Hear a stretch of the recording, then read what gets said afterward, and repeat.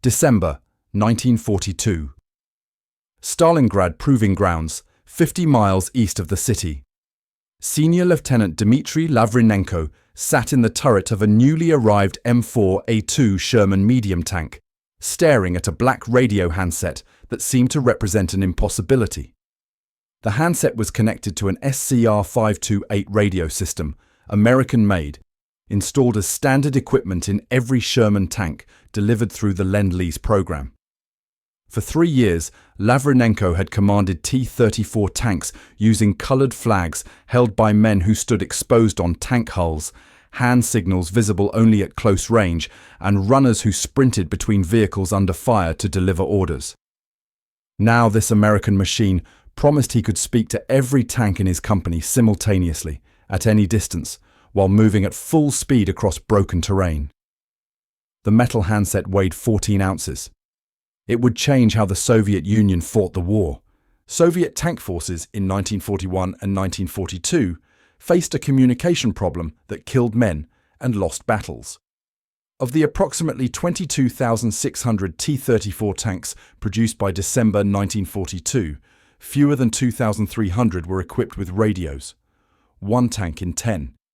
The ratio improved slightly for newer models, but the fundamental reality remained that 9 out of 10 Soviet tanks entered combat with no means of electronic communication. The tanks that did receive radios carried the 71 TK3 system, a design that functioned adequately when stationary, providing roughly 15 kilometers of range under ideal conditions. When the tank moved, vibration and electrical interference reduced effective range to 5 kilometers or less. Furthermore, the 71 TK3 transmitted only in Morse code, requiring trained operators to encode messages, transmit them, and decode responses. Voice transmission was impossible.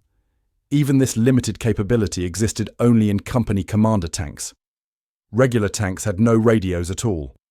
The result was that Soviet armored forces fought as collections of individual vehicles, not as coordinated units capable of executing complex tactical maneuvers. The methods Soviet tank commanders actually used to coordinate their forces would have seemed primitive to any army that had fought in 1918. Colored flags provided the primary signaling system. Red flag meant halt. Green flag meant advance. White flag indicated enemy spotted ahead. Yellow flag signaled enemy to the flank.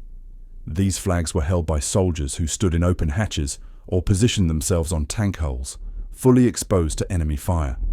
German snipers specifically targeted flag signalers, knowing that killing the signaler disrupted Soviet coordination. Soviet records from the Battle of Moscow documented that flag signalers suffered casualty rates exceeding 40%, higher than tank crew casualties. Hand signals supplemented the flag system at close range. A commander could point to indicate direction, raise his fist to signal stop, wave his arm to order advance. These signals were visible for perhaps 100 meters under good conditions, useless in dust, smoke, or darkness. When flags and hand signals proved insufficient, commanders sent runners, soldiers who literally sprinted from tank to tank carrying verbal orders. Runners on foot trying to reach tanks moving at 35 kilometers per hour. The mathematics of this system guaranteed failure. Runners died. Flags became invisible. Hand signals went unseen. Soviet tanks advanced, retreated, or stopped based on what individual commanders observed, with no coordination between vehicles separated by more than visual range. The doctrine that emerged from these constraints was brutally simple. Tank commanders watched their battalion commander's tank and imitated whatever it did. If the lead tank turned right, everyone turned right. If the lead tank stopped, everyone stopped. Soviet tankers called this the "follow me" doctrine, and it resulted in predictable, inflexible attacks that German defenders exploited systematically. The first M4A2 Sherman tanks arrived at Murmansk in October 1942, traveling aboard Arctic convoys that fought through German U-boat patrols and air attacks. Between October 1942 and May 1945, the United States would deliver 4,102 Sherman tanks to the Soviet Union under Lend-Lease, along with thousands of other vehicles, aircraft and equipment. Soviet tankers who examined the Shermans found vehicles that seemed poorly designed for the Eastern Front. The Sherman stood 9 feet tall, conspicuous and easy to target. Soviet T-34s stood only 8 feet tall. The Sherman's armor was adequate but inferior to the T-34's sloped armor design. The Sherman's 75mm gun was effective, but no better than the T-34's 76mm gun. Soviet tankers initially dismissed the Sherman as American industrial excess, inferior to Soviet designs but acceptable as supplementary equipment. Then they discovered the radios. Every Sherman tank contained a radio. Not 1 in 10, not just commander tanks. Every single vehicle. The M4A2S delivered to the Soviet Union came equipped with either SCR-508 or SCR-528 radio systems, depending on whether the tank was designated for command or regular combat roles.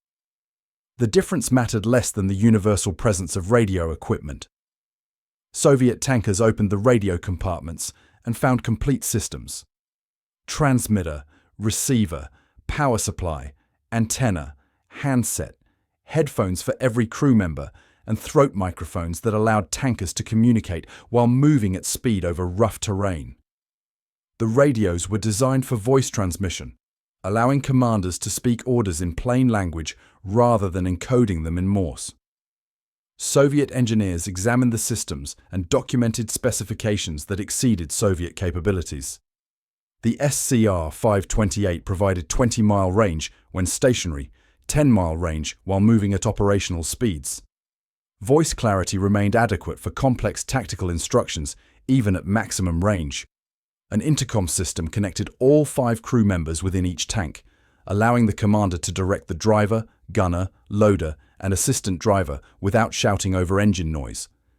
Soviet tankers had never experienced internal crew communication. In a T-34, the commander kicked the driver's shoulder to indicate direction changes, hit him on the head to signal stop. American tankers talked to each other. On December 12, 1942, American liaison officers attached to the Lend-Lease program conducted a demonstration at the Stalingrad Proving Grounds. 5 Sherman tanks performed a coordinated attack exercise without any visual signaling.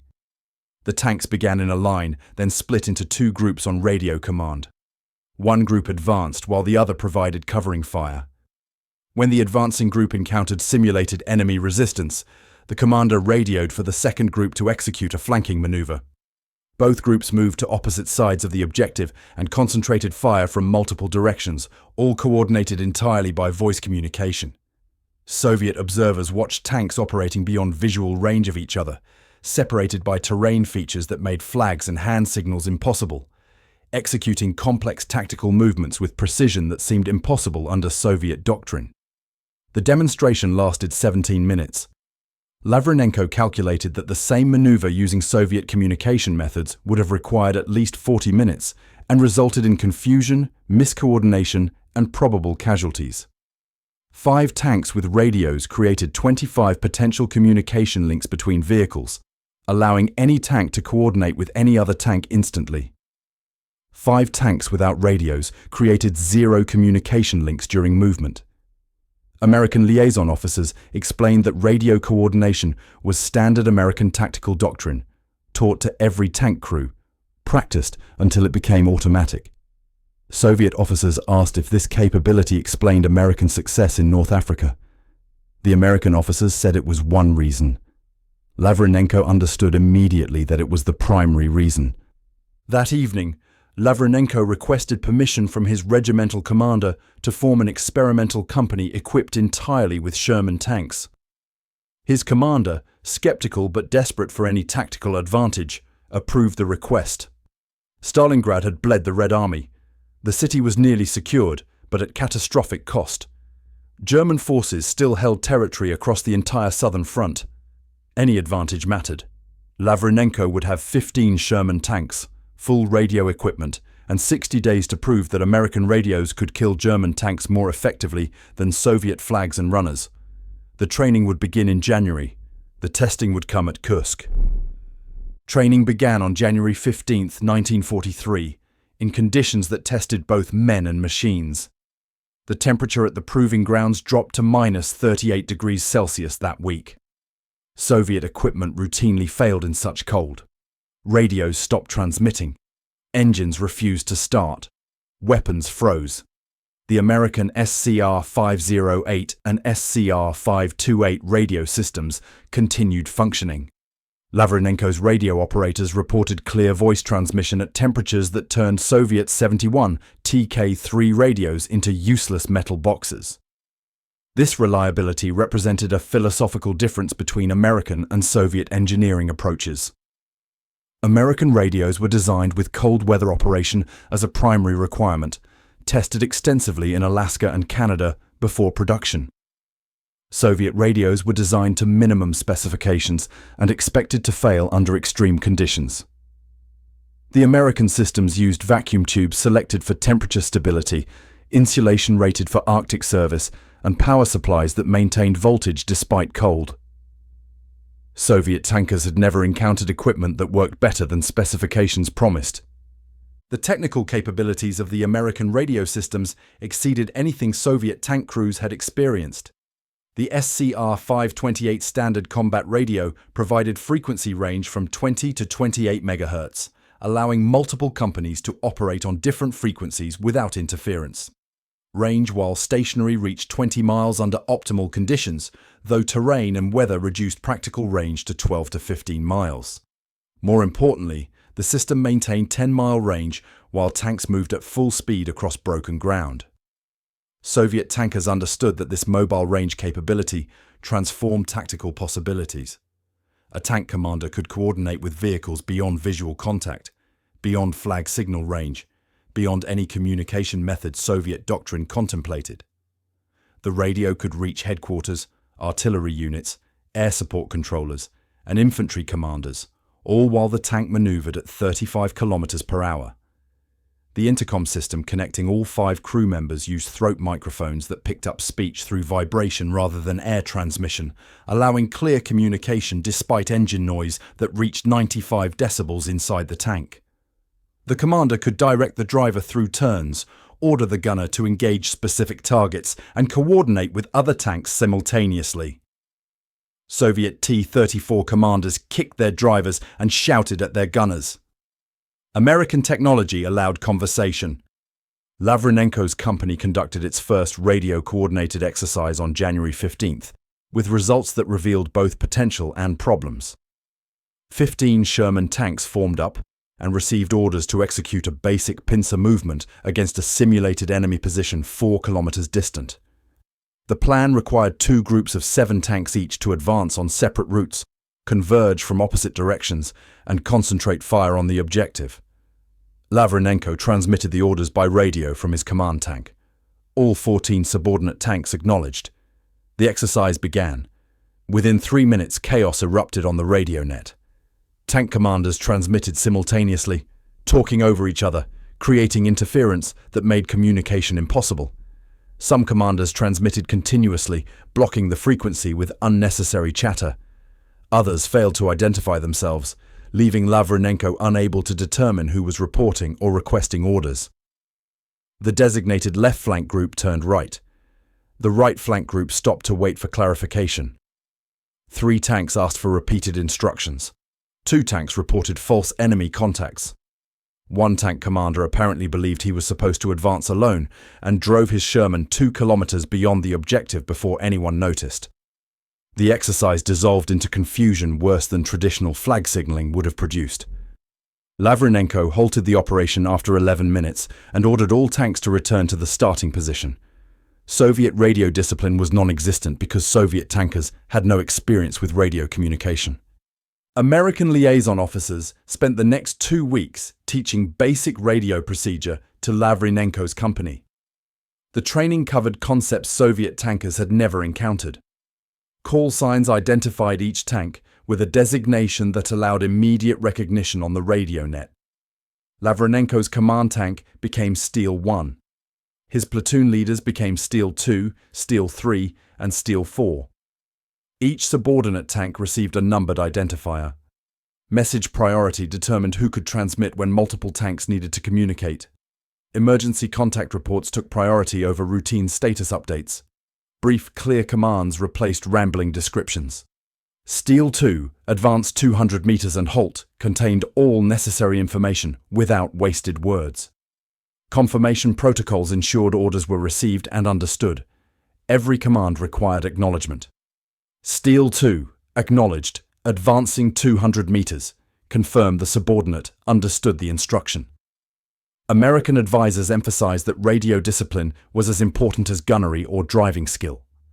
A tank company with radios but poor discipline was worse than a company with no radios, because bad radio procedure created confusion and distraction that degraded combat effectiveness. Soviet tankers struggled with this concept initially. They were accustomed to one-way communication, receiving orders but not confirming or questioning them. Radio communication required active participation from every crew member who transmitted. The learning curve extended across 6 weeks of intensive training before Lavrinenko's company achieved basic proficiency in radio procedure. The second coordinated exercise took place on February 8th, and the improvement was dramatic. The same pincer movement that had collapsed into chaos in January now executed smoothly. Lavrinenko transmitted initial orders. All tanks acknowledged with proper call signs and confirmation. The two flanking groups advanced on separate routes, maintaining radio contact throughout. When the left flank encountered unexpected terrain that blocked their planned route, the group leader radioed Lavrinenko, reported the obstacle, and requested permission to adjust course. Lavrinenko approved the modification and transmitted the updated plan to all tanks. The left flank adjusted, coordinated their new route with the right flank to maintain timing, and both groups arrived at the objective within 30 seconds of each other. Concentrated fire from 14 tanks struck the simulated enemy position from 2 directions simultaneously. The exercise completed in 11 minutes. The same maneuver, using Soviet flag and runner communication methods, had been timed during previous training at 34 minutes average. Radio coordination reduced execution time by 2/3 while improving precision and flexibility.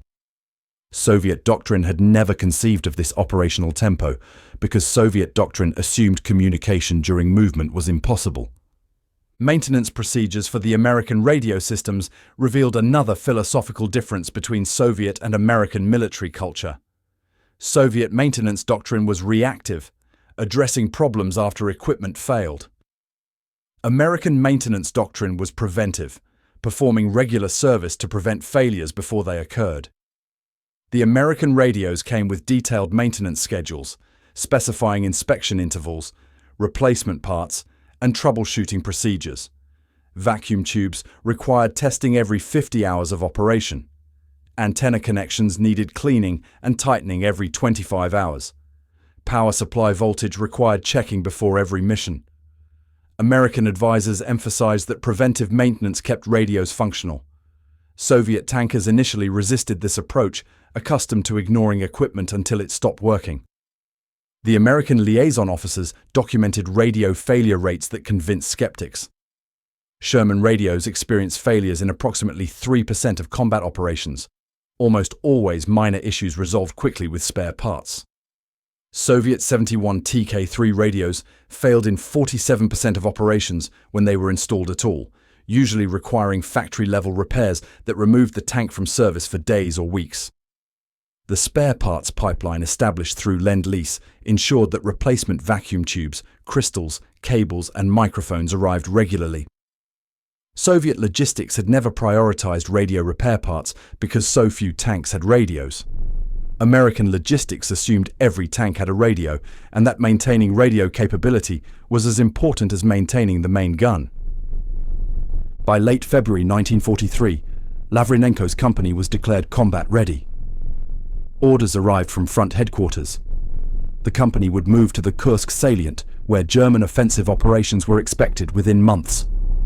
Soviet High Command wanted to determine if American radios could kill German tanks more effectively than Soviet Courage and T-34 armor could alone. Lavrinenko loaded his 15 Shermans onto rail cars for transport west. Each tank's radio had been tested, serviced, and certified functional. Each crew had demonstrated proficiency in radio procedure and coordinated maneuvers. The training period had transformed Soviet tankers, who thought in terms of individual vehicle action, into crews who understood coordination and mutual support. They would need every advantage. German tank forces had been using radio coordination since the invasion of Poland in 1939. The Wehrmacht had 4 years of experience in radio-coordinated armored warfare. Lavrinenko's company had 6 weeks. July 1943. The Kursk salient, Prokhorovka sector. Lavrinenko's company had been in position for 3 days, waiting for the German offensive that Soviet intelligence promised was coming. The Germans attacked on July 5th, and by July 12th, both sides had committed their armoured reserves to a battle that would involve more tanks than any engagement in history. Lavrinenko's 21 Shermans, he had received 6 additional tanks since February, represented a small fraction of the Soviet armour deployed at Kursk. But his company possessed an advantage that most Soviet units lacked. Every tank could talk to every other tank, coordinate movements, and respond to changing battle conditions in real time. The Germans they would face had been using radio coordination since 1939. Wehrmacht tank doctrine assumed universal radio communication. Every German tank from the smallest Panzer III to the massive Tiger I carried functional radio equipment and crews trained in radio procedure. The difference was that German tankers expected their enemies to fight without coordination, using mass attacks that were predictable and vulnerable to concentrated fire. Lavrinenko's company would demonstrate that Soviet forces could coordinate as effectively as any Wehrmacht unit, and that coordination could offset significant disadvantages in armor and firepower. The German problem facing Soviet forces at Kursk was both technical and tactical. Tiger I heavy tanks mounting 88mm guns could destroy any Soviet tank at ranges exceeding 2,000 meters, while remaining immune to most Soviet anti-tank weapons at the same distance. Panther medium tanks, newly introduced, combined heavy armor with high-velocity 75mm guns that outranged and outpenetrated anything the Soviets fielded. The Sherman tanks in Lavrinenko's company were inferior to both German types in armor protection and gun performance. A Tiger's frontal armor was 100mm thick, sloped in places to increase effective thickness beyond 120mm. The Sherman's frontal armor was 51mm, barely adequate against German guns. The Sherman's 75mm gun could penetrate Tiger armor only from the side or rear at close range, requiring tactics that exposed the Sherman to enemy fire. Soviet T-34 tanks had better armor than Shermans and guns that performed similarly, but they lacked the radio coordination that could turn individual tank disadvantage into collective superiority. Soviet High Command's plan for countering German technical advantages relied on mass and maneuver. If 5 Soviet tanks could engage 1 German tank simultaneously from multiple directions, the German advantage in armor and firepower became irrelevant. The challenge was coordinating 5 tanks to attack simultaneously when most Soviet tanks couldn't communicate during combat. Lavrinenko's radio-equipped company offered the possibility of executing coordinated attacks that traditional Soviet units could not perform. At 06:15 hours on July 12th, Lavrinenko received reports of German armor advancing toward his sector. Reconnaissance elements identified 8 Tiger I heavy tanks, supported by 15 Panzer IV medium tanks, moving through terrain that offered limited cover. The German force was advancing in standard formation, Tigers leading with Panzers in support, confident that Soviet forces would either retreat or launch frontal attacks that German guns would destroy at long range. Lavrinenko studied the terrain through his binoculars and formulated a plan that relied entirely on radio coordination. He transmitted orders to his company. 7 tanks under Steel II would advance directly toward the German formation, drawing their attention and fixing them in position. The remaining 14 tanks would split into 2 groups, Steel III with 7 tanks flanking north, Steel IV with 7 tanks flanking south. The flanking groups would advance using terrain features for concealment, moving beyond the Germans' field of view, then turn inward to attack German tanks from the sides and rear. The entire maneuver required precise timing and continuous communication. Traditional Soviet tactics would have sent all 21 tanks forward in a mass charge, accepting heavy casualties to overwhelm German positions through numbers. Radio coordination allowed Lavrinenko to divide his force and create a three-direction simultaneous attack that German crews could not counter effectively. The engagement began at 0618 hours when Steel 2's 7 Shermans advanced into visual range at 2,400 meters. German Tigers engaged immediately, their 88mm guns accurate at that distance. 2 Shermans were hit and disabled within the first minute. The remaining 5 tanks in Steel 2 continued advancing slowly, firing their 75mm guns to keep German attention focused forward. The German tanks concentrated fire on the visible threat, exactly as Lavrinenko had planned. While Steel 2 absorbed German fire, Steel 3 and Steel 4 executed their flanking movements. Lavrinenko monitored both groups by radio, receiving continuous position reports. At 0623, Steel 3 radioed that they had reached their attack position north of the German formation. Steel 4 reported reaching attack position south 90 seconds later. Lavrinenko transmitted the engagement order. All 14 flanking tanks opened fire simultaneously on German tanks' vulnerable side armor. The Tigers, designed to fight enemies approaching from the front, found themselves taking hits from 3 directions at once. German commanders attempted to reorient their tanks, but the mathematics of the situation were impossible. A Tiger could face one direction at a time. Soviet Shermans were shooting from 3 directions. Even as German tanks turned to engage threats on their flanks, they exposed their sides to the Shermans still advancing from the front. The battle lasted 32 minutes. By 0647 hours, 3 Tigers had been destroyed by multiple hits that penetrated side armor. 4 more Tigers were retreating, damaged, and unable to continue fighting. 9 Panzer IVs lay burning across the battlefield. The remaining German tanks withdrew rapidly, unwilling to face an enemy that had demonstrated coordination they had never encountered from Soviet forces. Lavrinenko's company had lost 5 Shermans destroyed and 3 damaged but recoverable. Under traditional Soviet mass assault tactics, the same engagement would have cost 15 or more tanks destroyed to achieve similar results against superior German armor.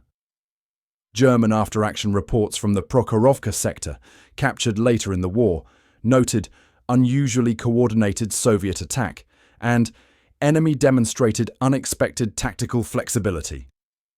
Wehrmacht intelligence officers began questioning whether Soviet forces had received new training or equipment that enhanced their coordination capabilities. The advantages created by radio communication extended beyond tank-to-tank coordination.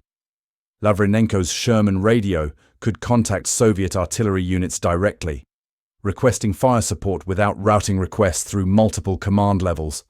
He could communicate with air support controllers, calling for ground attack aircraft when German positions were identified. He transmitted real-time intelligence reports to regiment headquarters, informing higher command about enemy movements and dispositions as they happened rather than hours later through written reports. Other Soviet tank commanders could contact Lavrinenko's company and request assistance when they encountered strong German positions, allowing rapid concentration of force at critical points. The flexibility created by instant communication transformed how Soviet armored forces could fight. Plans could change during battle based on actual conditions rather than pre-battle assumptions. Units could respond to opportunities and threats as they developed, rather than executing rigid plans that ignored battlefield reality. Multiple tank companies could converge on breakthrough points, exploiting success before German reserves could respond. Soviet commanders analyzing the Battle of Kursk documented that radio-equipped tank units suffered approximately 40% fewer casualties than comparable non-radio units fighting in similar conditions. Kill ratios for radio-equipped units averaged 3.2 destroyed German tanks for every Soviet tank lost, compared to 1.8 to 1 for units without radio coordination. More significantly, radio-equipped units completed their tactical objectives faster, advancing farther in less time because they could coordinate movement and concentrate combat power efficiently. Speed in mechanized warfare translated directly to enemy inability to establish defensive positions or bring up reserves. A tank company that could advance 20 kilometers in one day, rather than 3 days, prevented the enemy from consolidating positions and forced them to fight continuously without time to prepare defenses. By August 1943, Soviet High Command issued new tactical guidelines emphasizing radio coordination as a priority for all armored units. The Kursk battles had demonstrated a principle that contradicted decades of Soviet military thinking. Coordinated tanks with adequate weapons could defeat uncoordinated tanks with superior weapons. The mathematical advantage of communication outweighed the technical advantage of armor and firepower. This realization was profound and ideologically uncomfortable. Soviet doctrine had emphasized material superiority, technological advantage, and mass as the keys to victory. American radios proved that organization and coordination were more important than individual tank quality. Soviet commanders requested additional Lend-Lease Sherman deliveries, not because Shermans were superior tanks, but because Shermans came with radios that worked. The request wasn't for 10,000 better tanks. The request was for 10,000 working radios. Lavrinenko's company had proven the concept. Now Soviet industry needed to provide radio capability to the thousands of T-34s already in service, and the thousands more being produced monthly. The transformation had begun, initiated by American technology, but driven by Soviet recognition that communication was a weapon as important as armor or guns. The philosophical differences between American and Soviet approaches to military technology became starkly visible through radio deployment decisions. American military doctrine assumed that small unit leaders needed the authority and capability to make tactical decisions independently. Squad leaders, platoon leaders, and company commanders were expected to assess situations and act without waiting for orders from higher command. This decentralized decision-making model required communication systems that allowed information to flow in all directions, upward to higher command, downward to subordinate units, and laterally between units of equal rank. Radio technology became standard equipment across American forces during the 1930s, integrated into doctrine and training long before the war began. Every tank, every armored car, every command vehicle received radio equipment because American military philosophy assumed that empowered leaders needed communication tools. The cost of an SCR 528 radio system was approximately $1,200 in 1943 currency, roughly equivalent to $20,000 in modern value. This represented significant expense, but American industrial capacity produced hundreds of thousands of radio sets annually, treating communication equipment as essential rather than optional. Soviet military philosophy operated from fundamentally different assumptions. Soviet doctrine emphasized centralized command with limited initiative granted to junior officers. Officers at division and army level made strategic and tactical decisions. Junior officers and soldiers executed those decisions without modification or independent judgment. This model assumed that communication flowed primarily downward, from higher command to subordinate units, with minimal need for lateral communication between units or upward communication beyond status reports. Radio equipment seemed unnecessary under this framework, because soldiers weren't expected to make decisions that required real-time coordination. The cost wasn't the limiting factor. Soviet industry could manufacture radios at prices comparable to American production costs. The limitation was doctrinal. Soviet military theorists didn't believe tank commanders needed to talk to each other during combat. American tank crew training reflected the communication-centered approach to armored warfare. Standard training for American tank crews extended 16 weeks from induction to deployment readiness. Of those 16 weeks, approximately 40 hours were dedicated specifically to radio communication procedures, protocols, and practical exercises. Crews practiced radio discipline, proper call sign usage, message priority systems, and coordination with other units.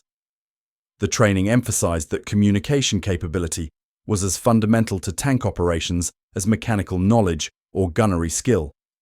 American doctrine taught that a tank crew that couldn't communicate effectively was combat ineffective regardless of how well they could shoot or maneuver. This training standardization meant that any American tank crew could coordinate with any other American tank crew using common procedures and shared understanding of radio protocols. Soviet tank crew training before the introduction of Lend-Lease equipment averaged between 2 and 6 weeks, depending on wartime urgency and crew availability. Radio communication training was non-existent because most crews would never operate radios. Training focused on mechanical operation of the tank, gunnery procedures, and basic tactical movement. The emphasis was on individual tank performance rather than coordination between multiple tanks. Soviet tankers learned to follow their commander's tank and execute simple maneuvers signaled by flags. The contrast became apparent when Soviet crews began operating American Sherman tanks. The radios worked perfectly, but the crews had no framework for using them effectively. The 6 weeks of training Lavrinenko's company received represented a compressed version of skills that American crews learned over 4 months. The Lend-Lease program didn't just deliver equipment, it delivered an entire support system that revealed American logistical philosophy. Sherman tanks arrived with radios installed and tested. The shipments included complete technical manuals written in Russian, detailing operation procedures, maintenance schedules, and troubleshooting guides. Spare parts accompanied the radios, including replacement vacuum tubes, crystals, cables, microphones, and antenna components. American instructors traveled to Soviet training facilities to teach radio operation and maintenance. This comprehensive approach reflected American military logistics doctrine that equipment without support infrastructure was useless. A radio that couldn't be repaired when it broke was a temporary asset. A radio with spare parts, trained maintenance personnel, and technical documentation was a permanent capability. Soviet maintenance culture had evolved differently.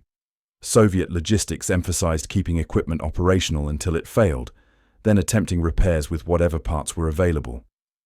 Preventive maintenance, the American practice of servicing equipment on regular schedules to prevent failures, was foreign to Soviet practice. Equipment ran until it broke, then mechanics improvised solutions. This approach worked adequately for mechanical systems where failures were often repairable with basic tools. It failed completely for electronic systems where component failure required specific replacement parts. The difference in maintenance approaches showed clearly in radio reliability statistics. Sherman radios in Soviet service averaged 4 hours from failure report to restored operation when spare parts were available. The repair process was straightforward. Crews identified the problem, replaced the failed component using spare parts from supply, tested the system, and returned to combat. Soviet 71 TK-3 radios, when they failed, rarely returned to service. The tanks fought without radios until they could be withdrawn to depot-level facilities for factory repairs that took days or weeks. Many Soviet tanks simply had their radios removed after failure because repair was impossible in field conditions. American technical manuals provided step-by-step troubleshooting procedures that allowed crew-level diagnosis and repair. The manuals assumed that intelligent soldiers with basic training could identify problems and fix them using common tools and spare parts. Soviet technical documentation assumed that repairs required specialized technicians with factory training. This philosophical difference meant that American radios stayed functional throughout their service life, while Soviet radios often functioned only briefly before becoming permanent casualties. Soviet industrial response to the radio capability gap demonstrated how profoundly the Lend-Lease program influenced Soviet military development. In 1941, Soviet factories produced approximately 3,000 tank radios, barely enough to equip 1 in 10 tanks rolling off production lines. By 1943, influenced by American examples and the demonstrated combat value of radio coordination, Soviet radio production increased to 18,000 units annually. In 1944, production reached 28,000 radios. By 1945, Soviet factories manufactured 52,000 tank radios, enough to equip every tank produced that year and begin retrofitting older vehicles. This production increase wasn't simply a matter of building more of the same equipment. Soviet engineers studied American radio designs provided through Lend-Lease agreements and incorporated American design principles into new Soviet models. The 9R radio system, introduced in late 1943, was essentially a Soviet copy of American SCR designs, modified for Soviet manufacturing capabilities, but retaining the core features that made American radios effective. Voice transmission replaced Morse code. Range improved to match American specifications. Reliability increased through component selection and quality control borrowed from American manufacturing standards. The Soviet Union was reverse engineering not just hardware, but the philosophical approach to military communications that American radios represented. More significantly, Soviet military doctrine underwent revision to accommodate and exploit radio capabilities. Tank commander training expanded to include communication procedures that hadn't existed in Soviet practice before 1943. Tactical manuals were rewritten to describe coordination techniques that required radio communication. Formation structures changed to reflect the reality that tanks could now coordinate beyond visual range. The famous Soviet doctrine of mass assault, throwing overwhelming numbers of tanks at enemy positions and accepting heavy casualties to achieve breakthrough, began evolving toward more sophisticated approaches that use coordination to achieve objectives with fewer losses. This doctrinal evolution represented an ideological shift as profound as the technological change that enabled it. Soviet military theory had emphasized that communist organization and revolutionary spirit would overcome capitalist technical advantages.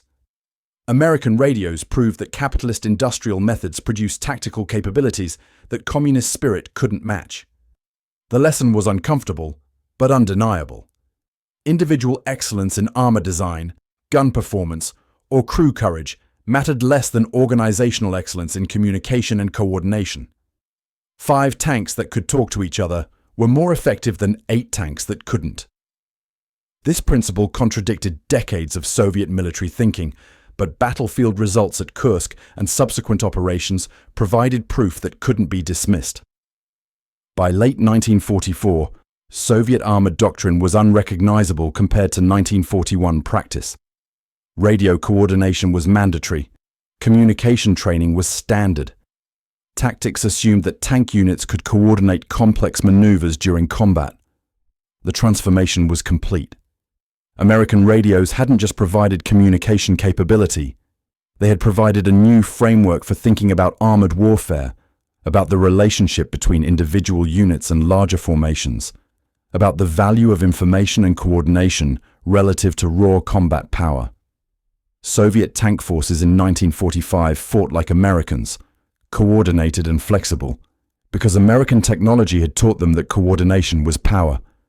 June 1944. Operation Bagration, the Soviet offensive to liberate Belarus from German occupation. The scale of this operation dwarfed everything that had come before. Soviet forces assembled 2.3 million men, 5,200 tanks and self-propelled guns, 5,300 aircraft, and over 31,000 artillery pieces along a 450-mile front stretching from the Baltic coast to the Pripyat marshes. Of the 5,200 armored vehicles committed to the offensive, 1,100 were American-built Sherman tanks delivered through Lend-Lease, each equipped with functional radio systems. An additional 800 Soviet T-34 tanks had been retrofitted with improved 9R radio equipment based on American designs. This meant that approximately 1,900 tanks, roughly 37% of Soviet armor committed to Bagration, could coordinate their movements through radio communication. The remaining 3,300 tanks relied on traditional Soviet methods, flags, and visual signals, and following their commanders. Soviet High Command designed the operational plan around this capability disparity. Radio-equipped units would serve as breakthrough formations, fast-moving groups that could operate independently, exploit gaps in German defenses, and coordinate with air and artillery support in real time. Non-radio units would follow the breakthroughs and consolidate captured territory. The doctrine represented a fundamental shift from 1941 practice, where all tanks were treated identically and expected to perform the same missions. Now Soviet forces had elite formations distinguished not by crew quality or tank performance, but by communication capability. German defensive doctrine at Bagration relied on principles that had worked effectively since 1941. Wehrmacht forces established strong defensive positions anchored on towns and road junctions. German commanders expected Soviet attacks to follow predictable patterns, mass assaults aimed at obvious objectives, easily anticipated and countered with prepared defenses and mobile reserves. German intelligence had observed Soviet tactical improvements since Kursk, but assumed these improvements were limited to specific elite units rather than systematic changes across Soviet forces. Wehrmacht defensive plans assumed Soviet coordination would remain poor, attacks would be frontal and predictable, and German ability to shift reserves to threatened sectors would allow them to contain breakthroughs. These assumptions were about to be tested against Soviet forces that could identify weaknesses in German defenses, concentrate force rapidly against those weaknesses, and exploit breakthroughs faster than German reserves could respond. The Soviet advantage wasn't in tank quality or crew training. The advantage was information dominance, the ability to know what was happening across the battlefield and coordinate responses before the enemy could react. The attack began before dawn on June 23rd, with artillery bombardment that lasted 2 hours. Soviet infantry and armor advanced into German defensive positions at 05:45 hours along the entire front.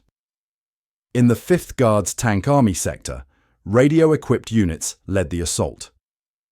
Within the first hour, reconnaissance elements identified a gap in German defenses near Vitebsk, where 2 German infantry divisions joined their sectors. The boundary between units was always the weakest point in any defensive line, the place where coordination broke down and responsibility became unclear. The reconnaissance report reached Tank Regiment Commander Colonel Andrei Volkov at 05:45 hours via radio. Volkov commanded a regiment of 42 tanks, mixture of Shermans and radio-equipped T-34s. Under traditional Soviet practice, Volkov would have needed to send the intelligence report up the chain of command to Army headquarters, wait for orders, then coordinate with adjacent units through written messages or liaison officers. The process would have taken hours. By the time permission to exploit the gap arrived, German forces would have reinforced the position. Radio communication collapsed that timeline. At 05:47 hours, Volkov transmitted orders directly to his 3 battalion commanders. 1st Battalion would continue the planned frontal advance to fix German attention. 2nd and 3rd Battalions would redirect toward the identified gap, approaching from different directions to arrive simultaneously. Volkov radioed division headquarters to report his intentions while his battalions were already moving. Higher command approved the modification after the fact, recognizing that waiting for permission would waste the fleeting opportunity.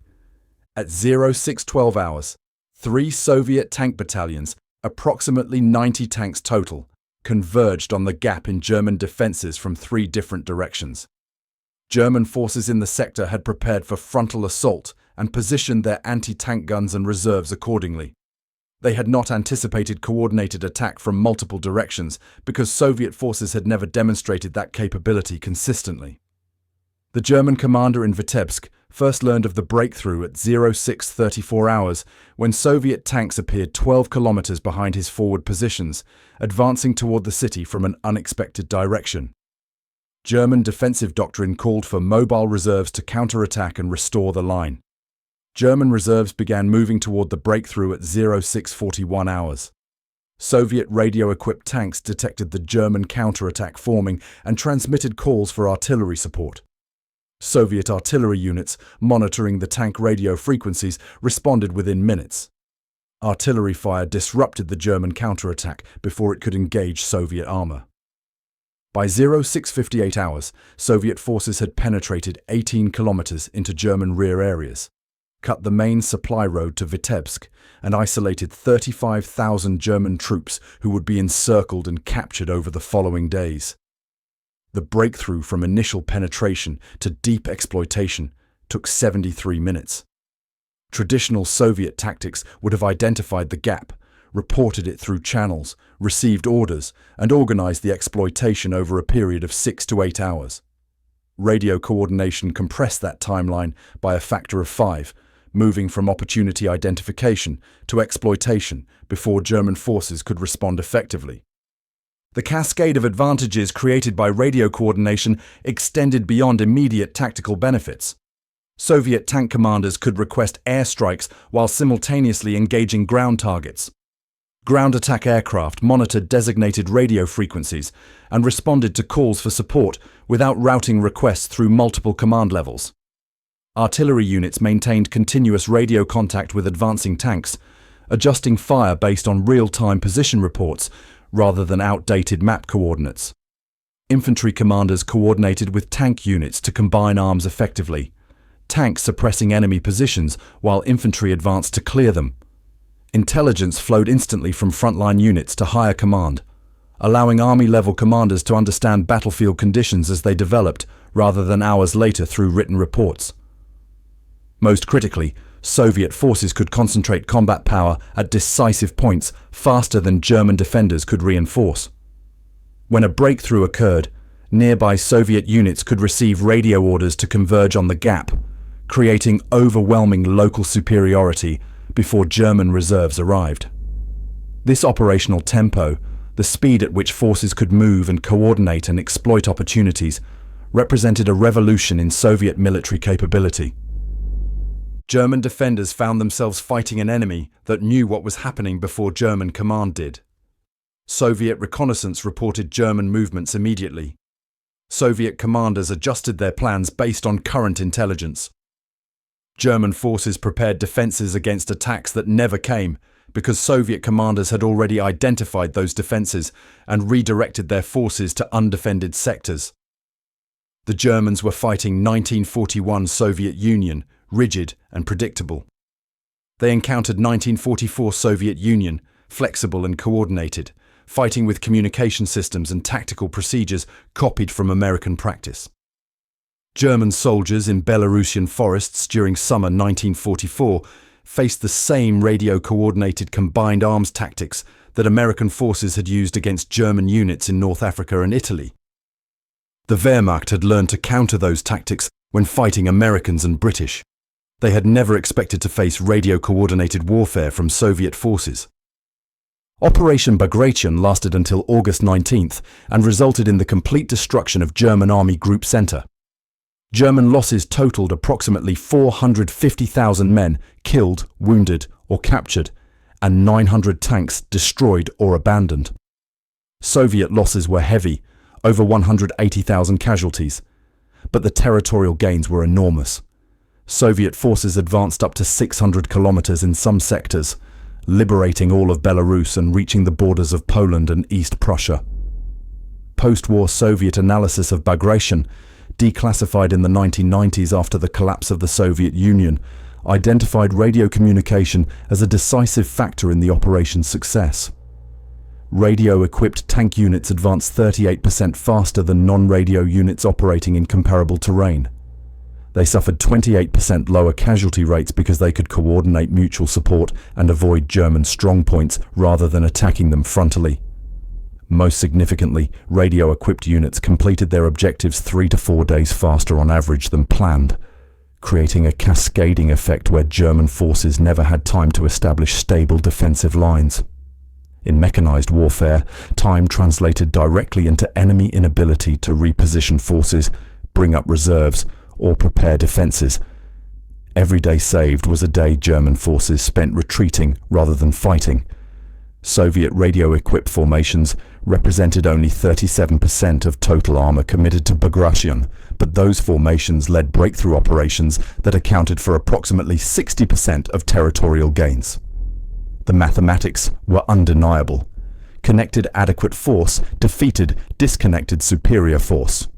The transformation of Soviet armored warfare doctrine became fully apparent in the decades following the war when veterans began speaking openly about their experiences and historians gained access to Soviet military archives. Interviews conducted between the 1970s and 1990s, after political restrictions on discussing Lend-Lease contributions loosened and eventually disappeared, revealed how profoundly American radio technology had impacted Soviet tankers' understanding of combat. Senior Lieutenant Dmitry Lavrinenko, promoted to colonel by war's end, was interviewed in 1983 for a military history project. He stated that his crews called their Sherman tanks radio tanks rather than American tanks, identifying the communication system as the defining characteristic rather than the vehicle's nationality. Another veteran, Guards Tank Army commander, interviewed in 1989, recalled that the first time he coordinated with 3 other tank battalions simultaneously while all units were moving at speed, he understood why Americans had defeated German forces in North Africa despite facing the same Tiger and Panther tanks that dominated Eastern Front battles. The radio provided the advantage. A third veteran, speaking in 1991, shortly before his death, said simply that the radio was more valuable than the gun. That armor kept you alive, but radios helped you win. These testimonials, collected across decades and from tankers of different ranks and units, revealed a consistent pattern. Soviet veterans rated radio capability as the most important feature of American Sherman tanks, more significant than armor protection, gun performance, or mechanical reliability. Statistical surveys of Sherman tank crews conducted by Soviet military researchers after the war documented this assessment quantitatively. Of Sherman crews surveyed, 87% identified radio communication as the most important feature of the vehicle. Only 34% rated armor or gun characteristics as most important. One particularly revealing quote from the survey data stated that armor keeps you alive during a battle, but radios help you avoid battles you cannot win and concentrate force in battles you can win, making armor less necessary because coordination allows you to fight on favorable terms. This understanding represented a sophistication about combined arms warfare that Soviet doctrine had not emphasized before exposure to American equipment and methods. The Soviet military had traditionally focused on material factors, armor thickness measured in millimeters, gun penetration measured in armor depth at range, automotive performance measured in horsepower and speed. American radios taught Soviet tankers that organizational factors, coordination, information sharing, tempo of operations mattered more than material specifications. A tank with adequate armor and adequate gun became superior to a tank with excellent armor and excellent gun if the adequate tank could coordinate with other tanks while the excellent tank fought alone. Soviet post-war tank design reflected the lessons learned from American radio systems. The T-54 tank, which entered production in 1949 and became one of the most produced tanks in history with over 86,000 units built, included radio equipment as standard in every vehicle. Not one tank in 10, not just commander tanks, but universal installation across the fleet. The R113 radio system installed in the T-54 was based directly on American SCR design principles, adapted for Soviet manufacturing, but retaining the core features that made American radios effective in combat. Voice transmission, extended range during movement, crew intercom systems, reliability in extreme temperatures. Soviet engineers had studied American radio technology intensively during the war years and incorporated those lessons into indigenous designs. By the 1960s, Soviet tank radios had evolved to exceed American capabilities in some respects, providing better range and more sophisticated encryption than contemporary American systems. The irony was profound. The Soviet Union, which had entered World War II with minimal radio capability and doctrine that didn't value communication, emerged from the war with radio technology and tactical doctrine that matched American standards.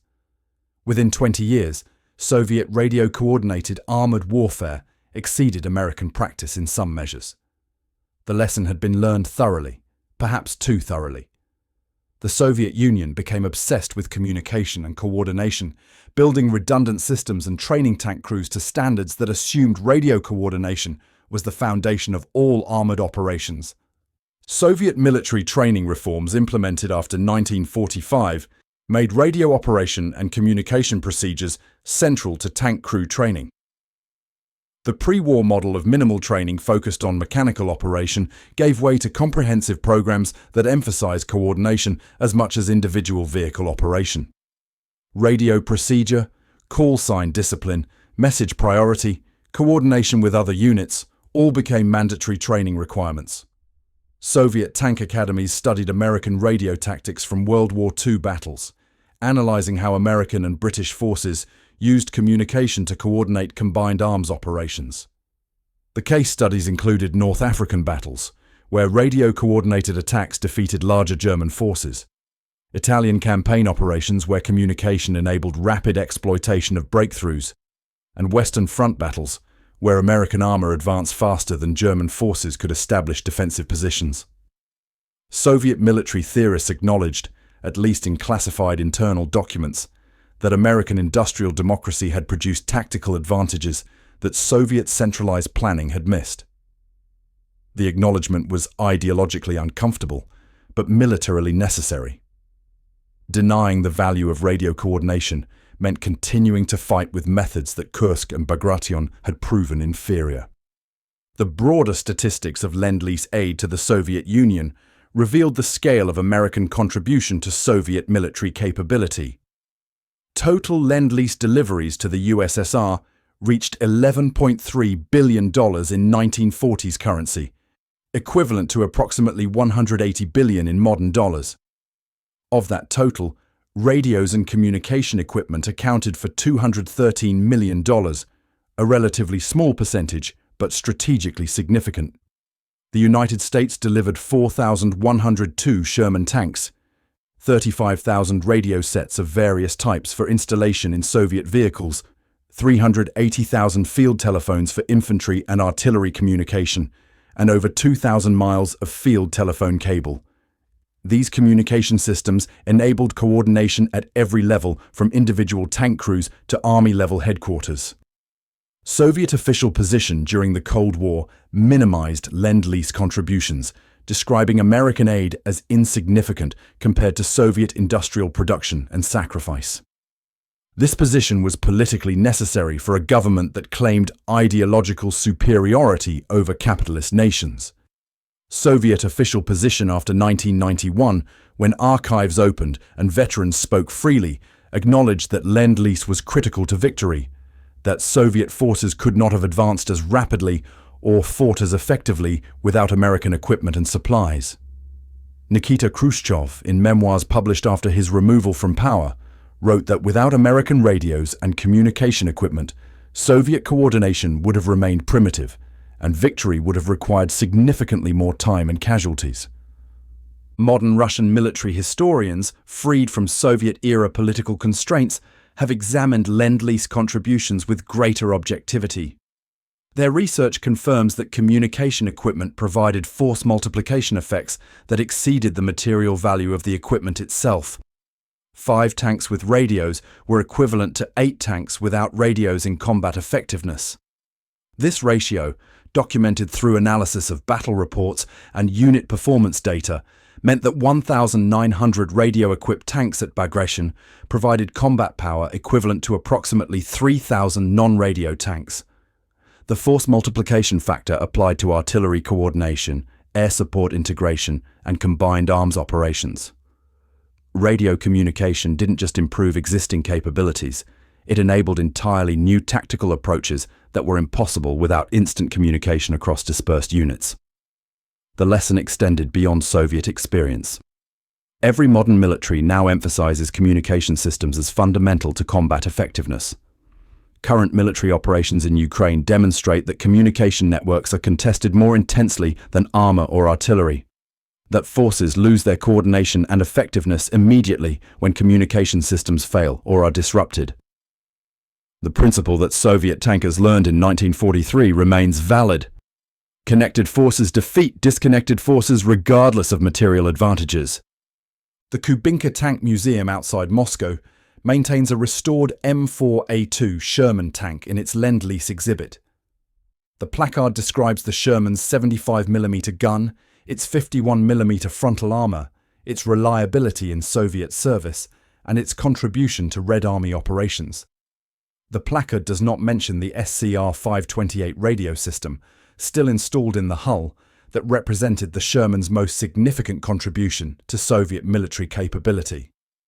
Most museum visitors examine the tank and move on, comparing its specifications to German Tigers and Soviet T-34s, judging it by armor thickness and gun caliber. Veterans who visit the museum, the few who remain alive, stop at the Sherman longer. They remember that the radio box mounted in the hull sponsored was the Revolution. That American gift of communication technology transformed how Soviet forces fought and won.